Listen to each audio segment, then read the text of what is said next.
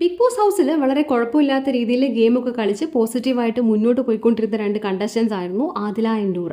എന്നാൽ ഇപ്പോൾ കുറച്ച് ദിവസങ്ങളായിട്ട് ആദിലയുടെ ചില പെരുമാറ്റങ്ങൾ അതിര് കടക്കുന്നില്ലേ എന്നൊരു സംശയം. ഞാനിത് പറയാൻ കാരണം ഇന്ന് ലൈവിൽ ടാസ്ക് നടന്നുകൊണ്ടിരിക്കുകയായിരുന്നു. ലൈം ജ്യൂസ് കമ്പനിയുടെ ഓണറായ അനീഷിന്റെ അടുത്തേക്ക് ആദില നടന്നു വരുന്നുണ്ട്. എന്നിട്ട് കുറച്ചു നേരം എന്തൊക്കെയോ സംസാരിച്ചതിന് ശേഷം അനീഷിന്റെ മുന്നിൽ അവിടെ ഒരു സ്റ്റാൻഡ് ഉണ്ട്. ആ സ്റ്റാൻഡിൽ വെച്ചിരുന്ന ബോട്ടിലെടുത്ത് വെറുതെ കമഴ്ത്തുന്നുണ്ട്.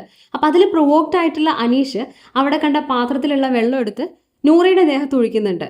അപ്പം അതിലേക്ക് അത് ഇഷ്ടാവുന്നില്ല. അതിൽ എന്നിട്ട് ചെയ്യുന്നത് എന്താന്ന് വെച്ചാൽ അവിടെ പാത്രത്തിൽ വെച്ചിട്ടുണ്ടായിരുന്ന വെള്ളം കംപ്ലീറ്റ് എടുത്ത് കമഴ്ത്താണ് ചെയ്യുന്നത്.